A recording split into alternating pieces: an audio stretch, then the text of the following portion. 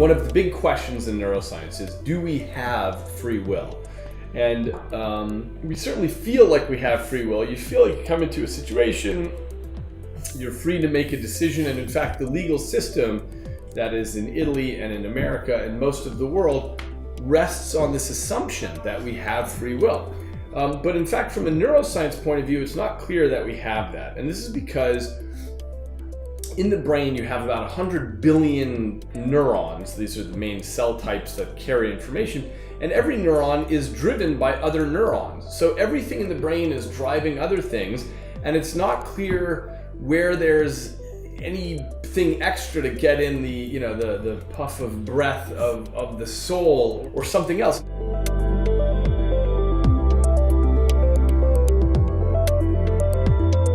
This is very challenging for us when we think about what that means for the legal system, because essentially what it means is who you are is a function of your genetics and every experience you've ever had, and these are intertwined.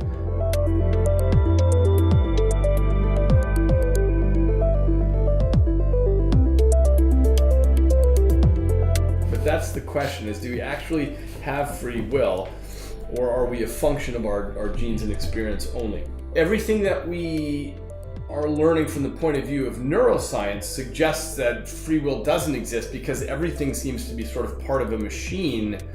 It's extremely sophisticated biological machine, but it appears that it's not clear where free will would come from. What's clear is that even if we have some, it's a very small player in the grand scheme of how we make decisions. And the reason we know that is because of the thousands of medical cases that we see every day happening in hospitals and clinics around us, which is to say, somebody gets a brain tumor that changes their behavior, somebody gets dementia, changes their behavior, somebody has a stroke, it changes who they are.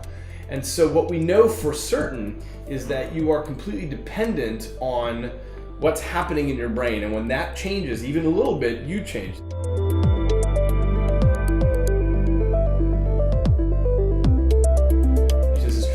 Drugs or alcohol. This is true if you take certain medications. You're changing the chemistry, that changes decision making. So this is what gets to the heart of this issue about blameworthiness, which is when somebody commits a crime, can we say you are to be blamed for this? And this is different than the question of culpability. The legal system does and should ask about culpability, which is, did you do this crime? Are you guilty of the crime? Fine, here's what we do from here. But the question about blame, about saying, is this your fault that you did that, might not make sense as a question anymore as we understand more and more about what's happening under the hood. If we do not have free will, I think the reason this challenges the way we think about the legal system is that when we look at that criminal, we all want to punish that person. We feel like that guy has made evil decisions and he deserves to be really punished.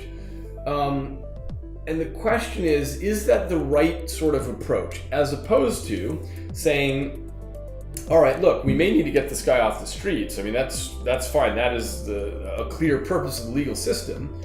But can we concentrate more on rehabilitation and what would be required for helping this person rather than the punishment piece of it? And so one of the places this leads us, I think, is this idea of a forward-looking legal system instead of a backwards-looking one. Backwards-looking is what we currently have, where we say, look, you committed this crime, that's 5 years in prison. A forward-looking legal system says, look, you committed this crime, here's how we're going to route you through the legal system. A biological explanation does not equal exculpation. It doesn't mean that people get off the hook. What it gives us is the capacity to do rational sentencing, by which I mean looking at the person in front of the bench and saying, wow, this person is really dangerous, we're going to put him away for a longer time. This person is really not dangerous. He was drunk, he did something stupid, but all the indicators we have are that it's really unlikely he would do this again, maybe a shorter sentence. It also gives us the capacity to set up better incentives and deterrence on a societal level. And it gives us the capacity to do customized rehabilitation as we get better at understanding what's going on in the brain. To say, look, what's going on with you, you've committed this crime, but we see now that you have a brain tumor, or you have schizophrenia, or you have a drug addiction, or whatever it is. It gives us a better way to say, look, we're trying to solve this problem, rather than simply saying you are an evil person, to say, if we want to get this problem solved, here's what we do with it. That's the idea.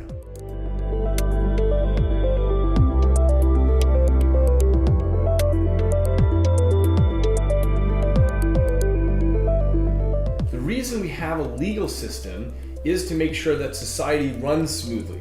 And we set down certain rules and say, for example, you can't murder somebody. So if someone murders another person, it doesn't matter. It doesn't matter if they had free will or not free will in doing it. We as a society need to do the right thing to keep the rest of society safe. So we would put that person away. The question is the way in which we do that. Do we put that person away for life? Sometimes a person is very dangerous, and that would be exactly the right thing. In other cases, somebody would be less dangerous, and we might say, wow, that was a very odd circumstance. For example, in America, we have a notion of crime of passion. There must be some equivalent in Italy, but the idea is, he caught his wife in bed with another lover, and so he murdered him. But we understand that that's a very unusual circumstance, and given this guy's life history, he's not a murderer by disposition. It's very unlikely for that ever to happen again. He might get a shorter sentence. So it's not that the judge acquits everyone and says, oh, it doesn't matter, it's not your fault, because what matters is keeping a good society, keeping a society safe.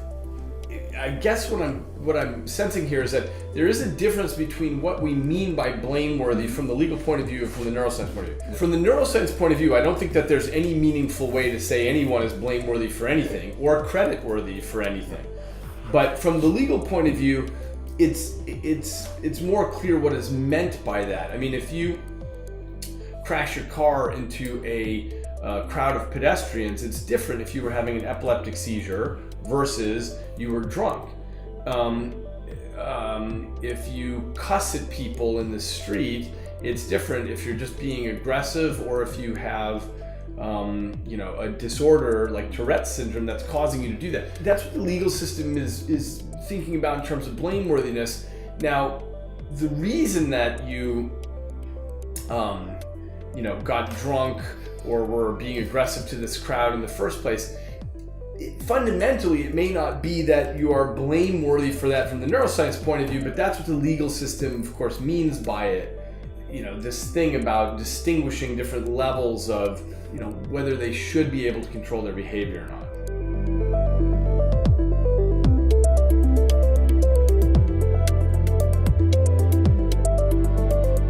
There is an open question about whether society can handle having a system where we don't punish somebody, because we have a lot of bloodlust.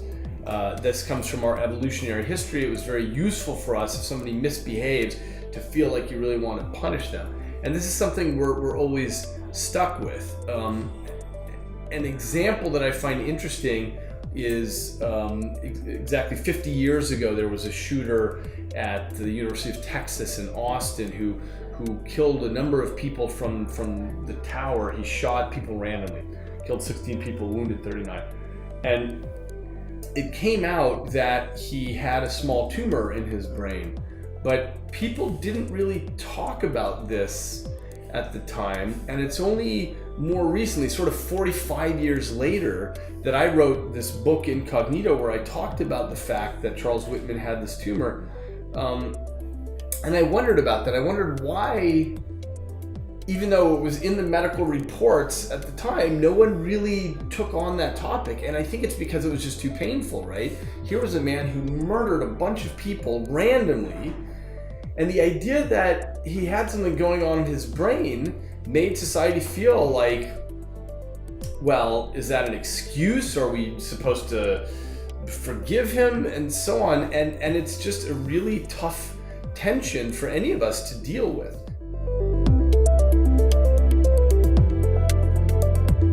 I mean, just as an example, there was this recent shooting in Las Vegas here by a guy named Stephen Paddock. I have a suspicion that he probably had something called frontotemporal dementia. That could be combined with other things too. He could have had a drinking problem, a medication problem, a drug problem. Could have been all these things, whatever. But it was so strange that Stephen Paddock did what he did, because he's a guy who had no criminal record and had apparently been very nice to his family and so on. It is almost impossible to talk about this sort of thing because it's so painful to the society and to the victims of that crime to even hear that somebody is talking about, well, what went wrong with his brain, because their first interpretation is that's making an excuse for this guy. And Stephen Paddock, as it turns out, was killed at the event, but had he not been killed, people would want to punish him, and I get that. I would want to punish him too.